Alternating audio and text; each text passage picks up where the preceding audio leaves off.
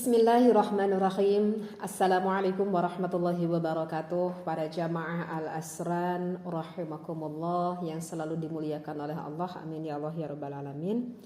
Berjumpa kembali ya bersama Teteh Iim di sini. Mudah-mudahan kita sedang diberikan kesehatan ya oleh Allah. Sehat secara lahir, sehat secara batin ya. Hati, pikiran kita yang selalu waras itu kepada Allah.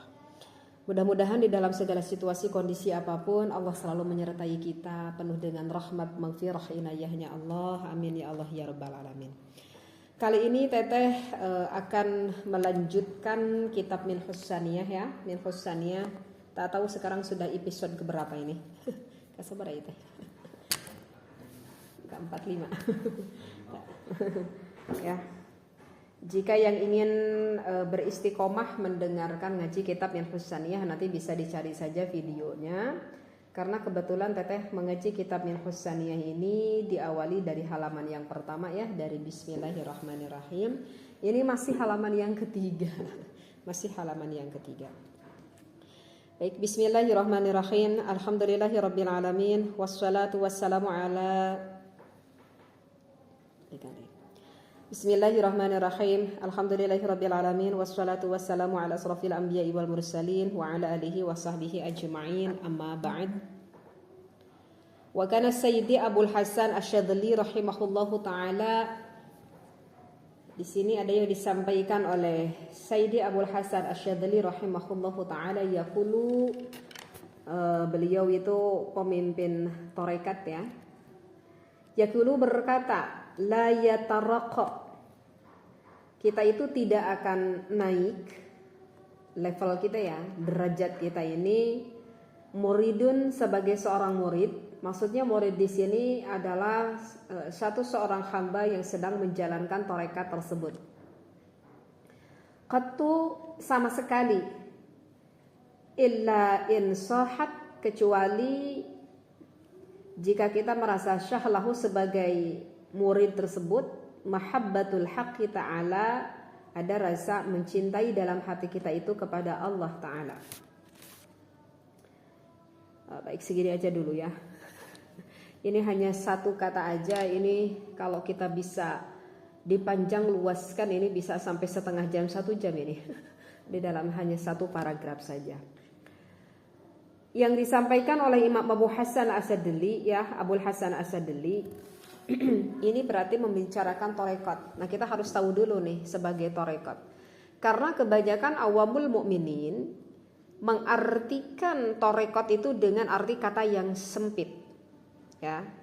Jadi banyakkan orang yang berpikir kalau tarekat itu adalah misalkan ada seseorang yang sedang menjalankan atau misalkan ikut kepada misalkan tarekat Naqsabandiyah gitu ya.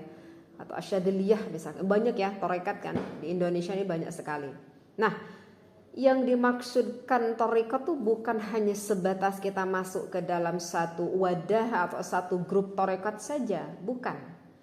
Karena yang dimaksudkan dengan tarekat itu kan jalan ya, tarekat itu. Itu artinya adalah yang dimaksudkan di sini adalah jalan kita mengamba kepada sesuatu hal yang biasa kita lakukan karena ingin mendapatkan ridhonya Allah. Nah, yang dimaksudkan tarekat di sini tuh ini. Ya, jadi tidak serta merta yang dimaksudkan yang sedang mencari ridho Allah itu hanya orang yang masuk kepada salah satu tarekat tertentu. Oh bukan yang dimaksudkan adalah yang seperti ini, gitu. Nah, jadi misalkan nih contoh ya, coba aja kita tafakuri. Misalkan ada satu orang masuk kepada salah satu tarekat, gitu ya, tarekat apa aja lah gitu. Itu kan biasanya kalau kita masuk ke dalam suatu tarekat itu kan biasanya sama seorang muftinya itu ya, sama syekhnya itu kan suka dikasih wirid ya, suka dikasih aurat. Ini wirid-wiridnya, ini auratnya ditalkin kan, yang harus dibaca setiap hari. Dan itu gak boleh terlewat. Kalau misalkan terlewat maka besoknya harus seolah-olah kayak hutang yang harus dibayar. Nah, yang dimaksudkan wirid itu yaitu maksudnya apa? Maksudnya itu adalah wiridnya. Kenapa wirid itu agar dilakukan secara mengulang agar ini seorang beristiqomah membaca ini. Nah, Berarti tujuannya apa? Istiqomah. Itu adalah tujuannya, istiqomah. Di dalam kita mencari ridhonya Allah, ya kita harus istiqomah. Ya kan? Setiap hari kita lapar makan, lapar makan, lapar makan. Istiqomah kan kita makan setiap hari ya. Perut kita lapar makan, lapar makan. Ya, istiqomah kan. Kan berbeda dengan zikir. Kalau zikir kan gak ada tuntutan. Kalau zikir bebas. Mau zikir apa aja bebas, mau kapan aja bebas. Nah itu jadi wirid itu adalah tujuannya untuk istiqomahnya itu. Berarti yang bisa kita istiqomahkan setiap hari apa? Banyak kan yang bisa menjadikan ladang amal ibadah. Misalkan nih contoh, apa ya? Misalkan contoh nih seorang ibu, ya, udah istiqomah ini seorang ibu mengajarkan anaknya mengaji, misalkan ngaji Quran atau ngaji apapun itu. Ini si ibu tuh udah istiqomah mengajarkan anaknya ngaji pada setiap waktu maghrib misalkan. Istiqomah ini ibunya setiap hari mengajarkan anaknya pada setiap maghrib. Nah ini udah termasuk wirid. Ini udah termasuk torekat.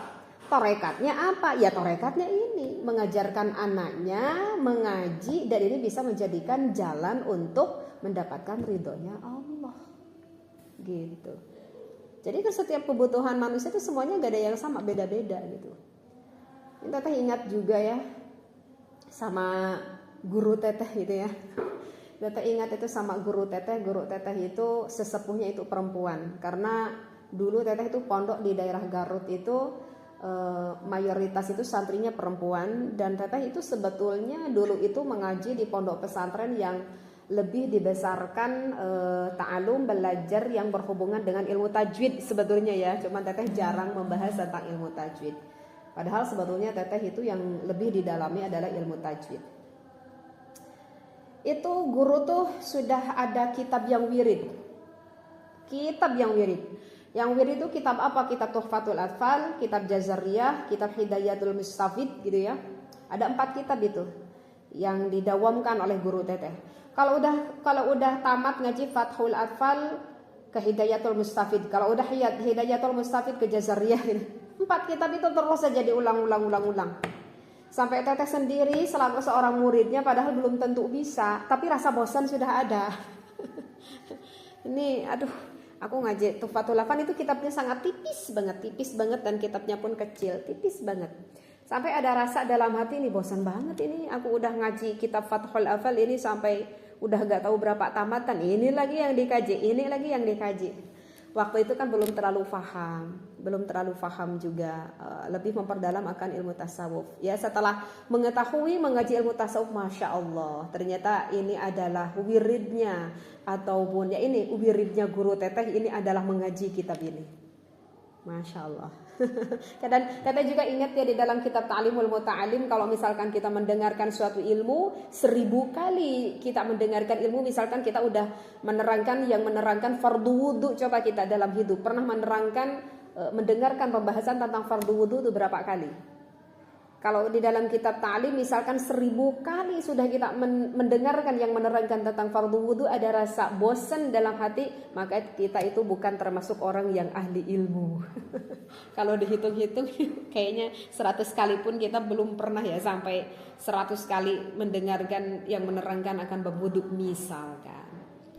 Maka ketika ditanya guru, jadi torekat kita itu apa? Maka guru menjawab, ya sudah, karena kita adalah sebagai seorang santri, jadi kalau ditanya torekat kita itu torekat apa? Ya sudah, torekat kita itu adalah torekat ngaji. Dan kita itu ngaji langsung, ngaji kitab semuanya bersanad kepada baginda Nabi Muhammad SAW. Dan ini kata guru torekat yang paling luhur, torekat yang paling tinggi derajatnya itu adalah torekat ta'alum, torekat ngaji gitu. Masya Allah. Ya, jadi sudah paham dulu ya. Sudah paham dulu ini di dalam torekat ya.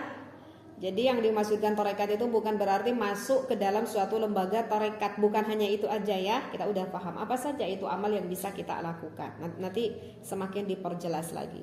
La yataraqqa yang barusan tadi disampaikan kan, kita tuh kan gak akan naik ya. Derajat kita itu sebagai seorang yang terikat itu dimana jika tidak ada rasa cinta dalam hati kita itu kepada Allah. Karena begini, Teteh juga ingat ini kepada salah satu kitab itu Bidayatul Bidayah ya. Nanti kapan-kapan insya Allah kita ngaji kitab Bidayatul Bidayah. Atau misalkan kita bisa menjalankan torekat dalam satu kitab, ya misalkan di dalam kitab Bidayah ini. Karena kan di dalam kitab Bidayah itu Imam Ghazali mulai dari bangun tidur sampai kita tidur lagi itu sudah lengkap doa-doanya. Mulai kita dari bangun tidur di dalam kitab Bidayah, misalkan contoh apa yang pertama kali kita ucapkan ketika kita bangun tidur? Rileks sebentar, masukkan dulu diri kita ini gitu ya. Maka Allahumma inni asbahtu, ya Allah ketika pagi-pagi ini la amliku li nafsi, aku tidak memiliki apapun ya Allah atas diri aku ini. Kita secara hakikatnya ini diri kita ini secara hakikatnya milik Allah kan. Kita nggak tahu pada hari ini ya Allah darran, apakah akan kemadaratan yang kita dapatkan darran wala naf'an, apakah suatu kemanfaatan kebaikan yang akan kita dapatkan darran wala naf'an wala hayatan wala mautan wala nusyuran. Kita nggak tahu pada pagi hari ini apakah kita akan masih tetap hidup, apakah hari ini kita mati wala nusyuran. Kita nggak tahu sesudah mati itu nasib kita seperti bagaimana kan. Wala astati'u an akhudha ila ma a'taitani wala attaqi ila ma waqaitani gitu kan. Hari ini, saat ini, detik ini aku nggak tahu ya Allah. Aku tidak bisa mengambil sesuatu apapun yang aku inginkan. Intinya kalau tidak ada izin Allah, ya. Maka sesudah itu kan kita ditutup Allahumma waffiqni lima tuhibbuhu wa tardahu minal qawli wal amal bi husnil ibadatika innaka dzul fadlil azim. Ya karena itu ya Allah, aku sadar diri siapa diri aku ini yang tidak bisa melakukan apapun jika tidak ada pertolongan darimu ya Allah. Maka oleh gitu Allah, gitu kan. Jadi akhirnya itu selalu tetapkanlah ucapanku, hatiku, pikiranku, semua jiwa ragaku ini kepadamu ya Allah. Maha Allah yang maha welas asih. Innaka dzul fadlil azim, gitu kan. Allah yang mempunyai karunia seperti itu. Nah, itu di dalam kitab Bidayah itu lengkap. Dimulai kita bangun tidur, mau masuk kamar mandi, mau pakai pakaian, semuanya itu lengkap dengan doa-doanya sampai kita mau tertidur lagi. Aku mau menjalankan auradnya atau wiridnya atau tarekatnya, aku mau menjalankan seperti apa yang di dalam kitab Bidayah. Bisa sekali. Ya, cuman kita harus ngaji dulu kitab Bidayahnya. Kalau mau menjalankan. Seperti itu. Nah, dan karena begini ya, karena di dalam hidup Teteh ingat dengan apa yang disampaikan oleh Imam Ghazali. Bisa kita mencari jalan ridhonya Allah bisa dengan 4 hal yang cocok bagi kita gitu ya. Yang pertama ada dikersain sama Allah. Sebagian orang itu yang hidup berada di dalam talabul ilmi, berada di dalam ilmu ya. Misalkan sebagai seorang yang pengajar ilmu agama misalkan gitu ya. Ya misalkan kayak contoh guru Teteh misalkan, maka kehidupan kesehariannya apa? Dia itu mengabdi untuk mencari ridhonya Allah. Ya guru Teteh itu mencari ridhonya Allah itu adalah dengan mengajarkan, ngawuruk para santri-santrinya gitu ya. Ketika Teteh bangun, subuh sudah mulai ngaji, istirahat makan sebentar pagi-pagi sudah ngaji lagi, udah beres ngaji lalu makan, lalu zuhur sudah ngaji lagi, istirahat sebentar sore sudah ngaji lagi, menunggu waktu sebentar maghrib sudah ngaji lagi. Berarti tarekat yang dijalankan guru Teteh itu apa? Ya mulai dari bangun tidur sampai mau menuju tidur ya ngaji. Itu udah bagiannya dari Allah seperti itu. Karena kata Imam Ghazali, hidup itu apa? Hidup itu hanyalah menunggu waktu sholat. Kata Imam Ghazali, hidup itu menunggu waktu sholat. Kita sholat subuh, udah sholat subuh apa yang kita lakukan? Mau menunggu sholat zuhur. Udah sholat zuhur mau menunggu sholat asar. Cuman kata Imam Ghazali dari subuh ke zuhur kan masih banyak waktu. berjam-jam, dari zuhur ke asar masih banyak waktu. Maka kata Imam Ghazali, dari salak-salak waktu itu apa yang bisa kita lakukan, tarekat itu apa? Nah gitu. Maka ya mungkin sebagian contoh guru teteh yang menjalankan tarekatnya itu adalah dengan mengajarkan anak-anak santrinya. Dan ini memang termasuk derajat yang paling tinggi. Karena kemanfaatan bukan hanya untuk dirinya, tetapi juga memberikan kemanfaatan bagi setiap siapapun yang membutuhkan ilmu tersebut. Dan ini tentu nanti bertujuannya kepada akhirat. Jika niatnya hati guru teteh itu adalah semata-mata untuk Allah, mencari ridhonya Allah. Gitu. Ya. Dan tentu di dalam ngaji pun itu ada aturannya. Dalam ngaji pun ada aturannya. Jadi nggak asal ngaji. Jadi di dalam ngaji pun ya ngaji mendidik pada anak santrinya diutamakan dulu. Mana yang sifatnya fardu, mana yang sifatnya wajib, gitu ya kan? Oh berarti ya diperdalamin apa itu dulu? Ilmu tauhid dulu, fikih dulu, tasawuf dulu, gitu ya. Dan di dalam fikih pun nanti ada lagi. Di dalam fikih pun ini ngajarkan sama anak santrinya yang mu'tamad dulu, gitu ya. Karena khawatir kalau misalkan belum mengajarkan yang mu'tamad, terus langsung mengajarkan yang kebanyakan ikhtilafiyah, takut ini si santri tidak terlalu memahami, nantinya ini si santri itu membawa patokan-patokan yang enteng-enteng saja, kan bahaya juga, takutnya nanti zindik juga kan, seperti itu. Jadi ada aturannya juga, tentu para kiai itu lebih paham dan lebih tahu, lebih mengerti, seperti itu ya. Nah makanya kan terkadang suka ada di tiap pesantren itu suka ada tingkatannya gitu ya, seperti kayak contoh di kalau di daerah Jawa Barat itu misalkan kayak contoh di pesantren Kresek itu kebanyakan santri-santrinya yang udah pada gede-gede, sehingga yang dikajinya pun kitab-kitab yang sudah agak cukup tinggi-tinggi gitu. Oh kalau ini masih tingkatan SMP, SMA, oh pesantrennya ke sini karena ini kebanyakan umurnya yang umur segini. Maka apa ilmu yang pantas untuk anak umur segini, mana ini pantas untuk anak umur segini. Dan itu pun ada aturannya lah seperti itu. Nah kita bisa dengan cara seperti itu ya. Nah ternyata aku dari Allah tidak ada bagian ini teh gitu. Ada nih yang bagian yang kedua. Misalkan bagian yang kedua kebetulan kita itu sekarang biasanya ini usia yang udah cukup agak sepuh ya. Ini biasanya untuk bagian yang kedua. Misalkan kita ini yang sudah tidak terbebani akan tanggung jawab, misalkan kita udah agak cukup sepuh, misalkan kita punya pensiunan misalkan gitu ya, kita punya pensiunan ya untuk hidup sendiri, dari pensiunan ini uang dari pensiunan ya udah cukup lah seperti itu ya. Kebetulan misalkan suami sudah meninggal teh, anak-anak semuanya sudah berumah tangga, sudah punya kerja semuanya gitu.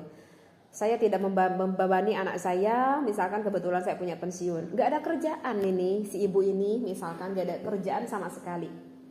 Nah maka apa ya yang cocok wirid untuk saya, apa cocok torikot untuk saya? Ya banyak kan, bisa mendawamkan berpuasa, ya kan, Senin Kamis, bisa mendawamkan mengaji Al-Quran, satu hari bisa sampai 1 juz 2 juz, ya kan. Diselang mengaji Al-Quran, bosan sudah ngaji Al-Quran, bisa diselang dengan wirid-wirid yang lain, atau sholawat, atau zikir-zikir yang lain. Ya udah, itu bisa menjadikan salah satu torekat di dalam kita hidup menunggu kita mati.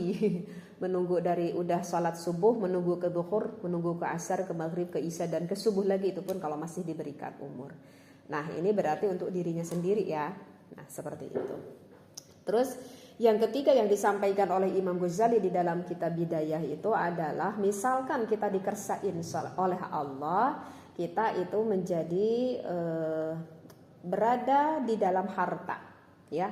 Misalkan kita diberikan kemampuan oleh Allah, misalkan apa ya, banyak lah, misalkan contohnya seorang pengusaha gitu ya, contohnya seorang pengusaha diberikan oleh Allah harta yang agak cukup melimpah, kita masih ada potensi berkecimpung di usaha ini seperti itu. Nah maka ini pun kekayaan ini, harta ini bisa juga menjadikan salah satu torekat bagi kita. Apa torekatnya? Kita niat dalam hati, Allah masih memberikan saya umur, masih memberikan saya kesehatan, masih memberikan saya potensi di dalam bidang ini, di dalam apa itu seorang pengusaha ini gitu ya. Maka ya Allah, harta-harta yang Allah berikan kepadaku akan aku syiarkan untuk agama Allah. Ya Allah, mulia banget kalau ada orang seperti ini.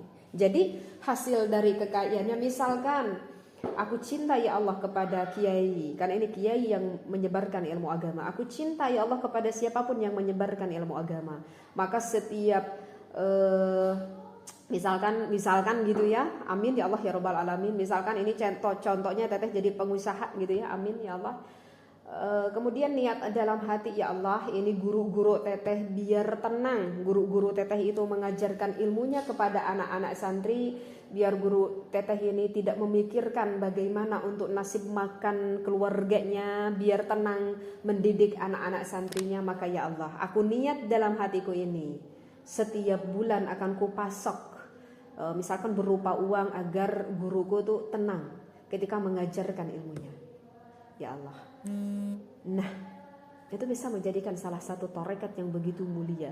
Bahkan untuk bagian orang yang kaya ini, yang ketiga ini lebih tinggi derajatnya daripada bagian orang yang kedua.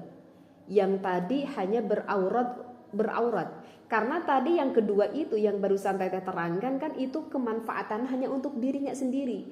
Dia berpuasa, dia ngaji Quran, dia baca sholawat, dia zikir, kan kemanfaatan hanya untuk dirinya sendiri. Tetapi bagi orang kaya ini kemanfaatannya itu hartanya bukan hanya untuk dirinya sendiri, tetapi juga untuk kebanyakan orang. Apalagi ini dia bertujuan baik untuk para kiai, untuk memakmurkan para santri yang sedang mengambah kepada akhirat. Itu yang lebih tinggi sekali derajatnya. Gitu.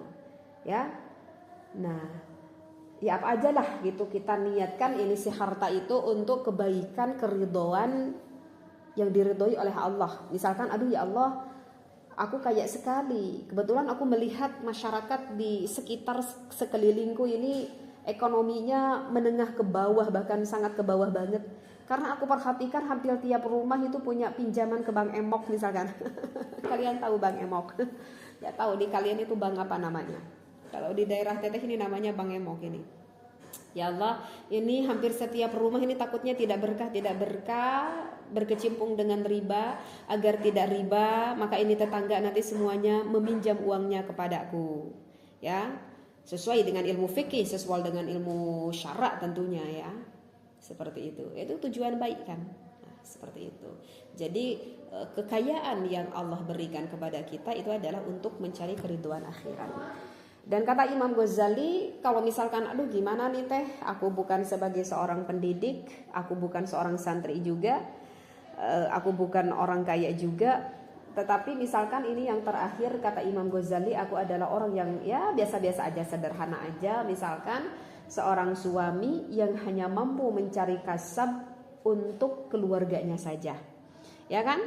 Yang berjualan apa itu, menjualan bakso, jualan cuanki, yang ke pabrik, yang jadi guru gitu ya kan ya. Apa aja lah kasab, yang penting halal, toyib gitu ya. Aku mah ya Allah hanya sebatas ibu rumah tangga, hanya sebatas ngurus suami, ngurus anak, ngurus rumah. Ya udah kita jalani tarekatnya di sana.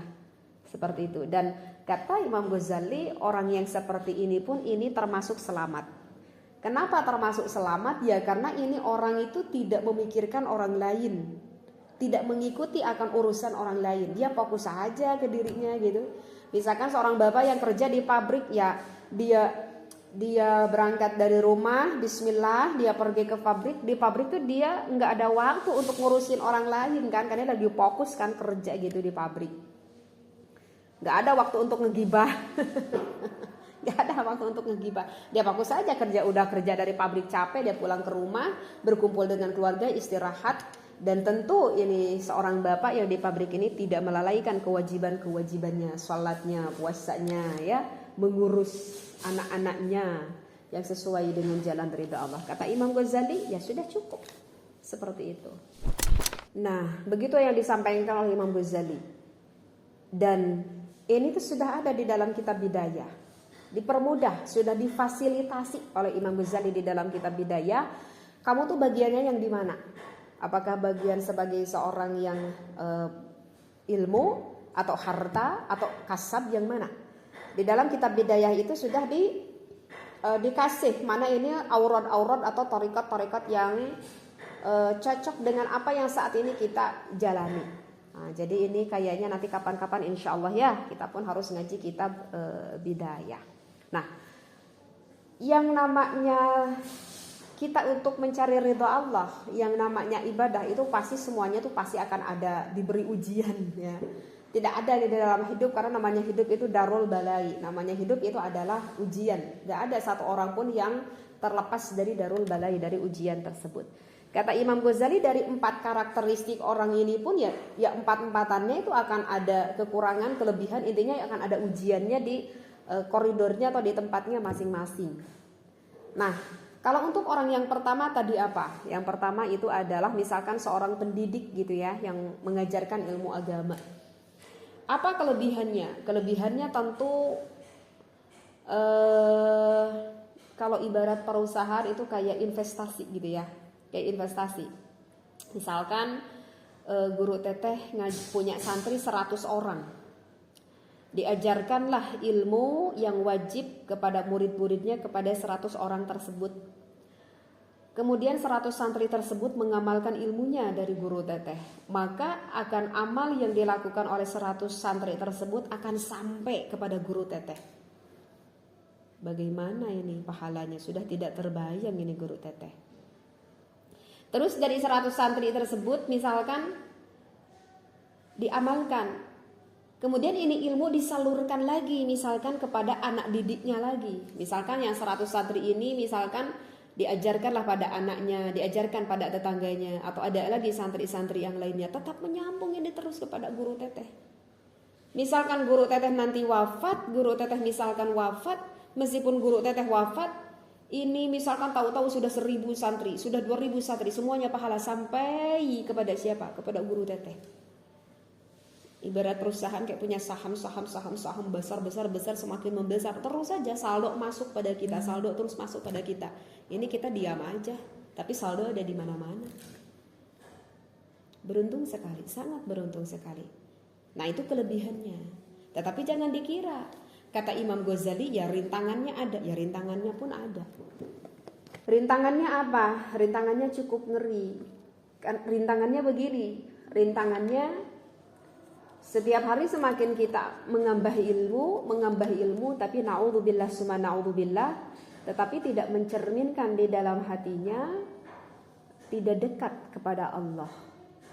Jadi setiap hari terus ngaji, tetapi tidak ada efek yang membekas kepada hatinya, itu yang membahayakannya. Yaitu biasanya kembali lagi kepada tujuan kita.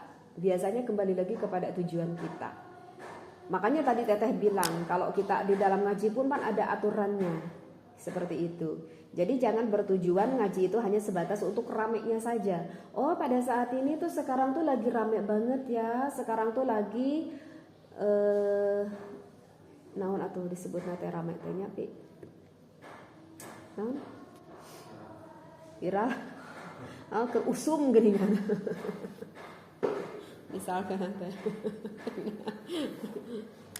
Misalkan sekarang ini lagi ramai mendirikan pengajian rumah tahfidz misal gitu ya, ini teteh contoh. Ini sekarang lagi ramai rumah tahfidz. Oh, ini orang-orang berlomba-lomba membuat rumah tahfidz. Padahal kan itu kita menalal Quran itu bukan suatu kewajiban. Tidak sunnah, itu maksudnya bukan suatu kewajiban. Yang lebih wajib kita ngaji kitab Sabinah, lebih wajib kita mengaji kitab Tijan, fardu ain itu ya, tauhid, fikih, tasawuf itu lebih wajib gitu. Misalkan ini sosok seorang ngajengan ini sengaja mendirikan rumah tahfidz ya karena lagi rame aja nih, banyak orang yang suka ini. Misalkan tetapi anak santrinya tidak dididik gitu ya, tentang fikihnya tidak dididik, tentang tasawufnya tidak dididik, tentang tauhidnya misalkan. Ya, bahaya juga ini. Takutnya terus saja setiap hari ngaji tetapi tidak ada rasa ketakutan. Maksudnya tidak ada rasa kecintaan yang lebih menambah dalam hati kiai tersebut kepada Allah. Na'udzubillah summa na'udzubillah min dzalik.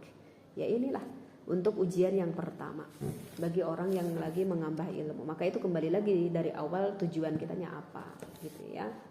Seperti itu. Terus apa bagi orang yang kedua apa tadi? Orang yang wiridan gitu ya, yang aurat gitu. Misalkan mau yang sunnah, puasa sunnah, mau yang memperbanyak amal-amal ibadah lah gitu ya untuk dirinya sendiri kan gitu. Apa ini ujiannya? Ujiannya di sini biasanya ini orang itu lebih mudah ujub. Ini orang tuh lebih mudah takabur. Kenapa? Ya karena dia berpikir, misalkan contoh gini, untuk orang yang kedua ini. Wah itu ajengan tiap hari ngasih aja memberitahu, ayo kita di dalam kitab diterangkan ini pahalanya puasa sunnah Senin Kamis, ini pahalanya puasa Rajab, ini pahalanya puasa ini gitu ya. Terus ini orang berkata gitu suudzon ini sama ajengan tersebut, tetapi ini ajengan sendiri kok tidak melakukan puasa sunnah. Aku jarang banget nih lihat ajengan itu puasa sunnah, hanya puasa Ramadan aja. Timbul kan dalam rasa hatinya itu ujub. Jadi merasa sudah bisa mempraktekkan, dia itu merasa sudah bisa mempraktekkan akan ilmu yang sudah ia dapat. Timbullah rasa ujub itu. Ya sebetulnya ini juga ya, aduh masya Allah. Makanya kita harus semakin memperdalam akan ilmu itu seperti itu. Terkadang kita juga mendapati ada seorang kiai itu, atau gini ada contoh. Ada teman teteh tuh lagi puasa gitu ya. Puasa itu puasa yang malamnya itu kalau orang Sunda mah bilangnya ngebumbang gitu ya. Yang malamnya gak tidur, siangnya itu puasa. Dia tuh sambil mutih, puasa mutih atau nggak tahu lah pokoknya gitu. Nah itu teman teteh itu nggak ngaji. Terus guru teteh itu tanya, kemana? Katanya leles, katanya Umi gitu ya, lungse, kenapa puasa katanya.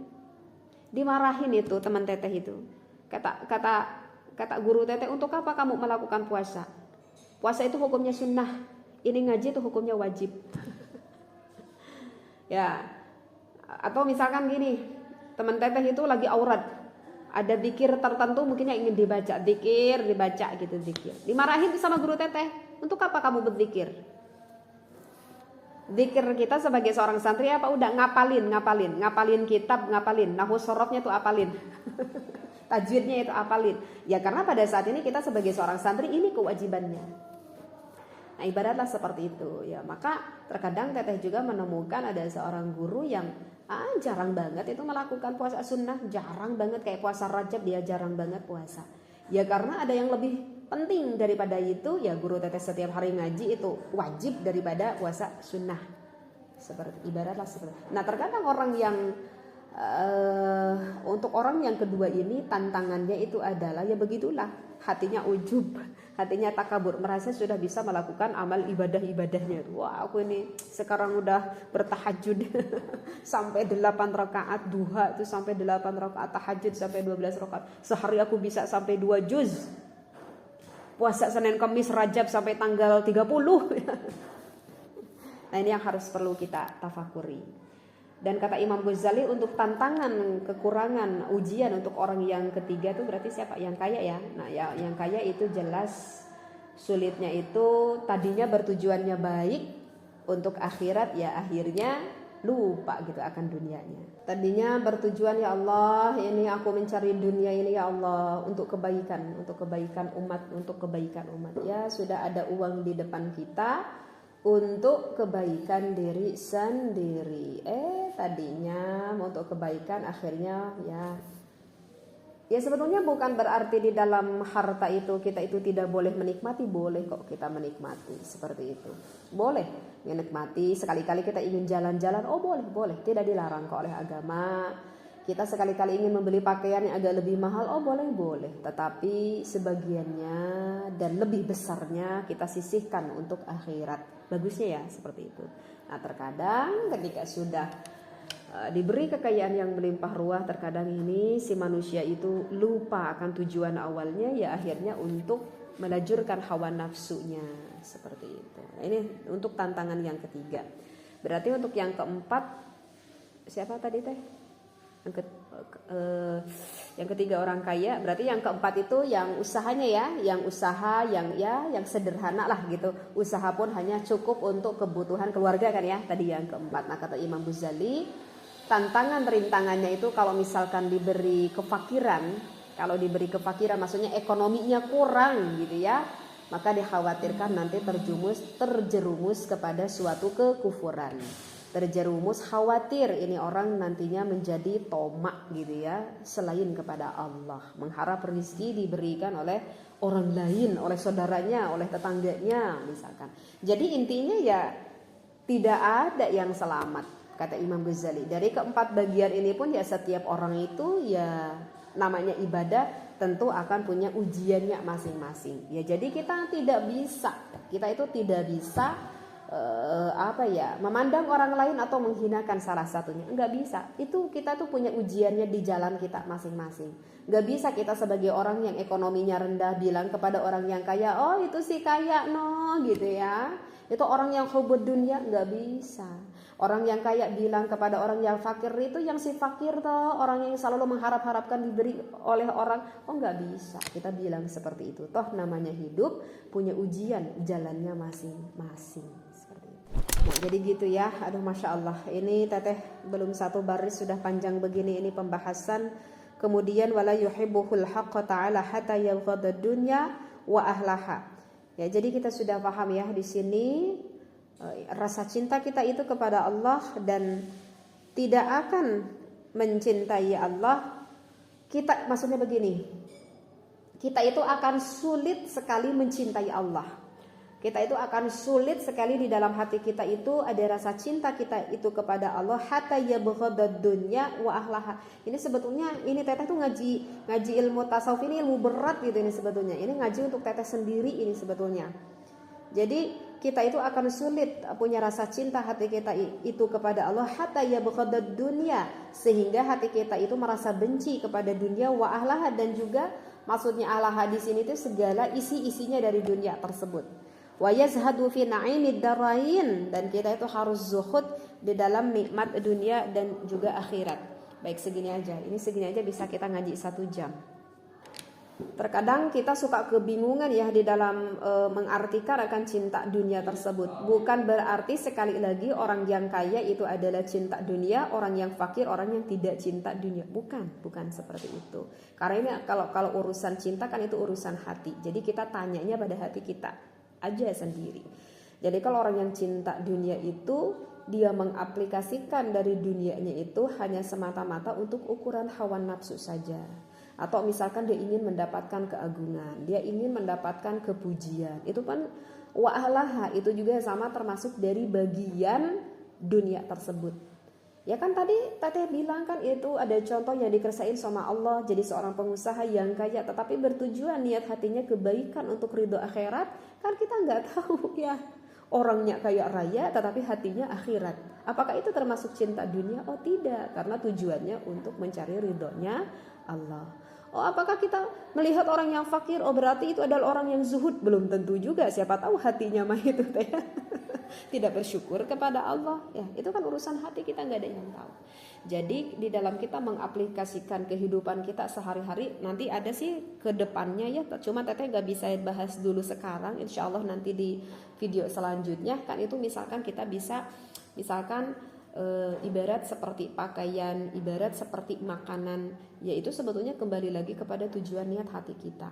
Kalau misalkan kita menggunakan pakaian tersebut misalkan untuk kebutuhan, itu termasuknya apa? Itu bukan termasuk cinta dunia gitu ya. Oh aku butuh menutupi tubuh aku, menutupi aurat, kayak itu kebutuhan. Seperti itu. Nah berarti kalau kita berbicara kebutuhan, apakah kebutuhan setiap orang itu sama? Ya jelas beda. Kebutuhan setiap orang itu gak sama, itu pasti beda setiap orang. Berarti ya finansial yang dibutuhkan oleh setiap keluarga atau setiap orang pun itu pasti berbeda-beda. Misalkan ginilah contoh, coba kita perhatikan orang-orang India, ya kan? Kalau kita menutup aurat ya udah kita begini aja. Tapi kalau coba kita perhatikan dah kalau wanita India itu kan emasnya bisa sampai segini ya, perhiasannya bisa sampai segini. Kang kalung tuh bisa sampai segini ya. Belum di hidung sampai ke sini, belum di sini kan. Nah, mungkin untuk wanita India itu adalah sudah suatu tradisi. Dan mungkin bagi wanita India menutupi aurat tidak cukup dengan kain tetapi harus juga dengan perhiasan. Karena kalau tidak seperti itu seperti meruntuhkan akan harga diri. Ya, bagi orang wanita India itu tidak apa-apa. Ya tidak apa-apa. Uang sudah adatnya seperti itu pun jika punya. Seperti itu. Nah, itu udah ibaratkanlah seperti itu. Jadi kebutuhan setiap orang itu nggak bisa kita samakan. Ya. Nah, misalkan saya ini adalah tugasnya sebagai apa ini saya, pekerjaan saya setiap hari ini seperti apa ini misalkan. Oh, kalau saya ini ke kantor maka ya pantaslah saya itu menggunakan jas misalkan, menggunakan dasi, menggunakan sepatu karena memang ini adalah pakaian kerja aku. Ya, kalau itu misalkan beda gitu.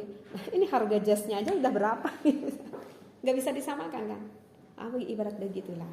Jadi itu kembali lagi aja itu pada hati kita. Oh, aku ini menggunakan pakaian ini ya kebutuhan karena ya ini aku butuh seperti itu. Jadi kita tidak bisa disamakan antara kebutuhan satu orang dengan kebutuhan orang lain seperti itu. Atau ini tadi ambil lagi satu contoh nih biar paham. Atau misalkan kita yang tadi untuk contoh yang wirid gitu ya, orang yang ngewirid gitu. Nah, misalkan kamu lagi wiridan apa? Aku sekarang setiap hari lagi wiridan, setiap sore itu aku baca surat Waqiah. Kenapa kamu wirid Waqiah setiap sore? Ya karena terus terang aja aku tuh ingin kaya. Ya. Karena tuh ingin kaya. Kenapa ingin kaya? Ya karena saat ini aku butuh uang. Kenapa kamu butuh uang pada saat ini? Karena sekarang aku tuh lagi kelilit hutang. Berarti lagi butuh uang ya. Bersababiyah minta berkah dengan membaca surat Waqiah agar Allah limpahkan rezeki untuk membayar hutang karena aku lagi kebingungan seperti itu. Ibaratlah contoh seperti itu. Nah, apakah itu termasuk ikhlas? Termasuk ikhlas tapi entah. Ini kebetulan di depan teteh ini ada anak santri. Katanya tidak termasuk ikhlas. Ikhlas, Pi. Itu termasuk ikhlas. Kok bisa teh termasuk ikhlas? Ya selama di dalam hatinya masih meminta rezekinya pada Allah. Karena begini, jadi kia ikhlas tapi kebagi tilu bagian. Nah kalau misalkan kita berbicara ikhlas itu terbagi menjadi 3 bagian. Ya agak sedikit teteh melebar biar lebih paham. Ikhlas itu terbagi menjadi 3 bagian. Yang pertama tingkatan yang paling tinggi dan tak tahu ini kayaknya seperti para waliullah ini sulit ini sulit tingkatan ini. Jadi kalau untuk tingkatan yang pertama ini ketika ini seseorang melakukan suatu amal ibadah apapun itu di dalam hatinya sudah tidak mengharapkan lagi surga, sudah tidak lagi takut akan neraka. Jadi hatinya tuh sudah tidak mengharapkan kenapa kamu sholat, kenapa kamu ngaji, kenapa kamu kerja, kenapa kamu melakukan berbagai-bagai amal ibadah. Dalam hatinya sudah tidak ada rasa mengharapkan untuk surganya Allah. Dan kenapa kamu gak mabuk, kenapa kamu gak melakukan maksiat-maksiat? Apakah kamu karena takut kepada neraka? Enggak. Jadi nahi mungkarnya itu semata-mata hatinya itu udah cinta aja sama Allah gitu. Itu untuk tingkatan yang pertama. Aduh Masya Allah, ini berat untuk tingkatan ini. Ya minimalnya para waliyullah ini ya, mungkin entahlah untuk kalau kita nggak tahu ikhlas bagian yang mana kita ini. Karena teteh juga lupa lagi di dalam kitab apa itu ya, lupa lagi. Karena ada kisah ini seseorang waliullah ahli ibadah. Ini sampai para malaikat itu senang banget itu melihat orang yang ahli ibadah ini. Sampai bilang kepada Allah, ya Allah, aku tuh senang sekali sama itu sosok seorang ulama itu senang sekali ya. Orang itu senang sekali karena dia itu ahli ibadah ya Allah.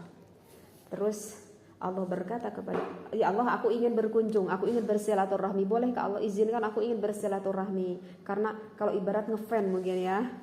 Ini malaikat ngefan nih sama orang ini. Minta izinlah pada Allah. Terus Allah bilang, kalian tahu wahai malaikat, bilang kepada orang tersebut yang kamu sukai bahwa dia nanti akan menjadi ahli neraka. Malaikat kaget. Kok bisa ya Allah?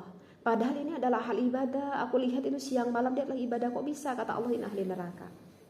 Akhirnya malaikat turunlah ke bumi, ke alam dunia, menemui sosok ulama tersebut yang ahli ibadah ini, mengucapkan salam. Kalau adalah malaikat bla bla bla ngobrol mungkin, dan mengucapkan kata kepada orang tersebut, tetapi aku sekarang menemui kamu sangat merasa sedih sekali.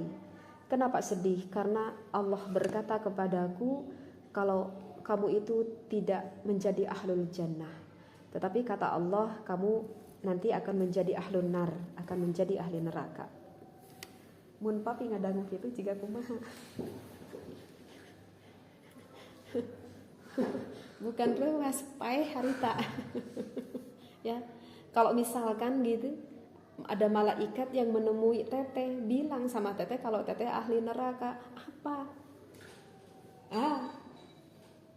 Nggak kebayang. Ya, mungkin kita, aduh untuk apa aku ibadah selama ini kalau aku jadi ahli neraka gitu ya kan? Mungkin akan seperti itu. Udah sekarang aku nggak mau ibadah lagi mungkin ya. Wah, udah gak tahu, mungkin gak tahu mati pada saat itu juga saking kagetnya kita mengetahui kalau kita ahli neraka. Masya Allah. Tetapi apa yang ketika mendengar apa yang diucapkan oleh malaikat tersebut, dengan santainya orang ini berkata kepada malaikat, wahai malaikat, aku tidak peduli. Meskipun nanti aku akan dimasukkan kepada nerakanya Allah, aku tidak peduli. Yang penting satu, aku minta satu saja malaikat.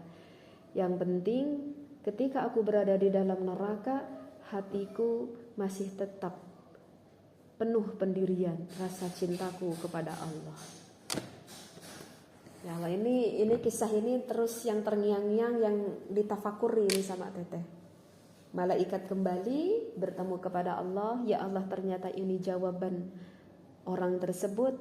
Kata Allah, karena kekuatan hati ini, maka ini sosok seorang ini akan menjadi ahlul jannah, tidak akan jadi dimasukkan ke dalam nerakanya Allah. Menguji, ternyata menguji keimanan. Allah itu yang barusan itu sedang menguji keimanan orang tersebut. Ini udah ikhlas tingkat pertama ini. Jadi ketika melakukan, kalau kita bicara neraka, takut gak neraka? Ya mungkin kita akan bilang, ya takut ya Allah. Nah, kita tuh masih ada rasa takut.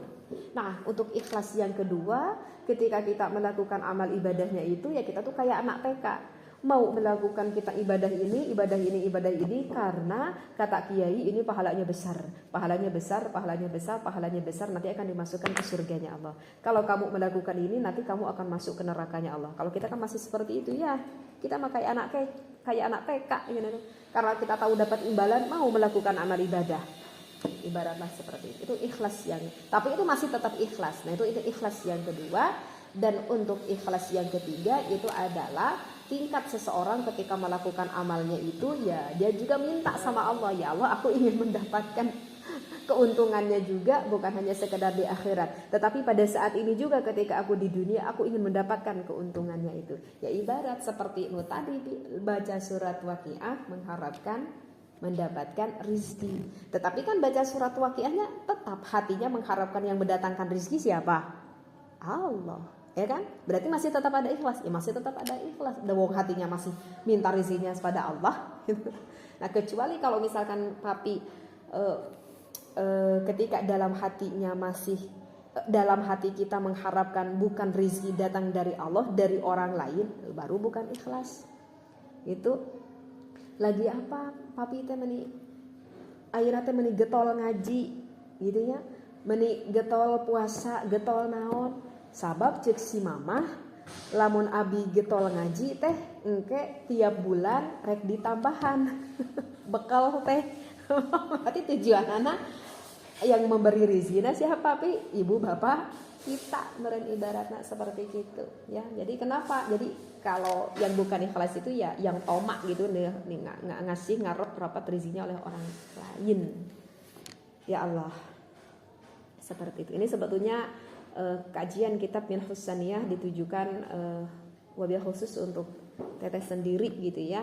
Tetapi bagi kalian yang ikut ngaji bareng, mudah-mudahan Allah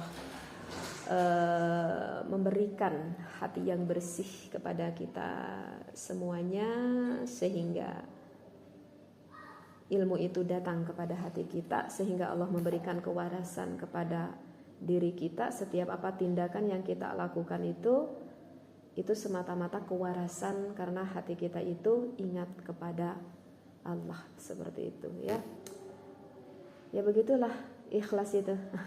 Jadi emang susah ya. Itu tadi Teteh ketika live pagi-pagi ada yang komen seperti ini, Teteh kalau bisa pakaiannya, kerudungnya seperti siapa katanya, seperti Ning siapa, nggak tahu Ning siapa, tadi bilang Ning siapa gitu, biar terlihat lebih santun.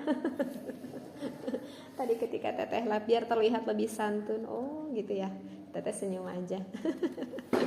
Ya gimana tuh ya, ada Teteh mah seperti ini orangnya ya. Yang senang mukanya dandan, yang senang berpakaian berkerudung seperti ini, harus gimana lagi. Masya Allah, tabarakallah. Wallahu muwaffiq ila aqwamit thoriq. Wallahu a'lam. Wassalamualaikum warahmatullahi wabarakatuh.